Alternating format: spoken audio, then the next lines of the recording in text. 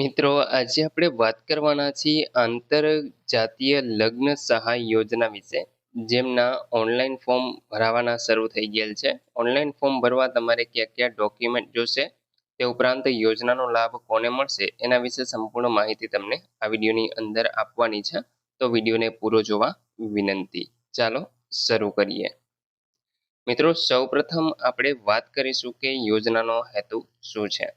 તો અહીં મિત્રો, હિન્દુ ધર્મની અનુસૂચિત જાતિની વ્યક્તિઓ અને હિન્દુ ધર્મની અનુસૂચિત જાતિ સિવાયની અન્ય વ્યક્તિઓ વચ્ચેના લગ્ન દ્વારા અસ્પૃશ્યતા દૂર કરી સામાજિક સમરસતા લાવવાના ભાગરૂપે ડોક્ટર સવિતાબેન આંબેડકર આંતરજ્ઞાતીય લગ્ન સહાય યોજના અમલમાં મૂકેલ છે.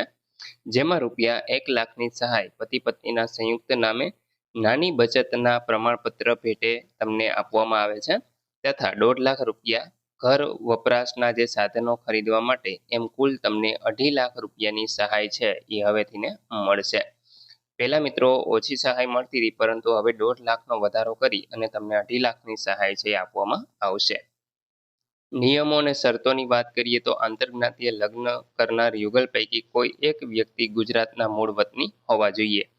આવા લગ્નની નોંધણી કરવાની રહેશે અને લગ્ન કર્યા બાદ 2 વર્ષની અંદર જ તમારે આ યોજના માટે અરજી છે એ કરવાની છે, તો જ તમને સહાય મળવાપાત્ર છે.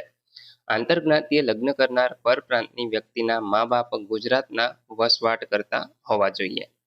અનુસૂચિત જાતિ સિવાયની બીજી વ્યક્તિ પરપ્રાંતની હોય તેણે જે તે પ્રાંત અથવા તો રાજ્ય તે અસ્પૃશ્યતા ગણાવતી નથી, તે હિન્દુ ધર્મ પાળે છે તે બાબતનું એક પ્રમાણપત્ર છે એ રજૂ કરવાનું રહેશે.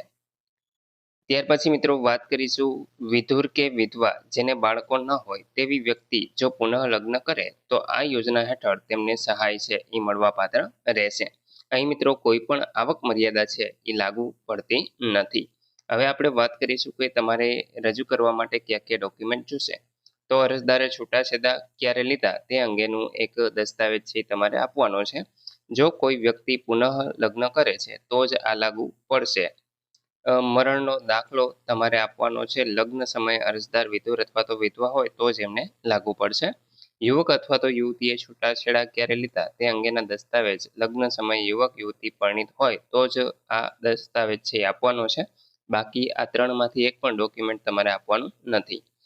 જો પતિ મરી ગયો હોય અથવા તો પત્ની મરી ગઈ હોય તો એમના મરણનો દાખલો છે એ આપવાનો થાય છે. અરજદારનું આધાર કાર્ડ આપવાનું છે. ત્યાર પછી એમનું જાતિ પ્રમાણપત્ર, અરજદારના શાળા છોડ્યાનું પ્રમાણપત્ર આપવાનું છે અને યુવક યુવતીનું જાતિનું પ્રમાણપત્ર છે એ રજૂ કરવાનું રહેશે. યુવક યુવતીનો શાળા છોડ્યાનો દાખલો આપવાનો છે. રહેઠાણ માટે વીજળી બિલ, લાયસન્સ, ભાડા કરાર, ચૂંટણી કાર્ડ કે રેશન કાર્ડ આમાંથી કોઈ પણ એક ડોક્યુમેન્ટ તમારે રજૂ કરવાનું છે.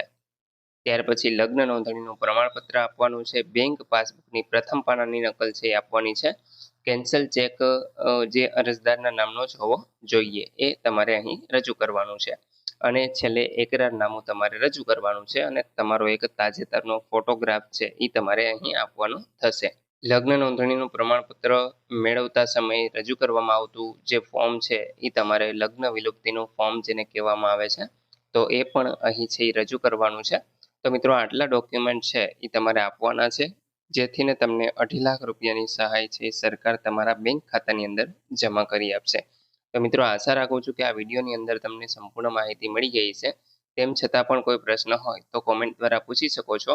વિડીયોને લાઇક કરી દેજો, તમારા મિત્રો સુધી શેર કરજો અને ચેનલને સબસ્ક્રાઇબ કરી લેજો, જેથી આવી કોઈ પણ માહિતી આપ સુધી પહોંચતી રહે.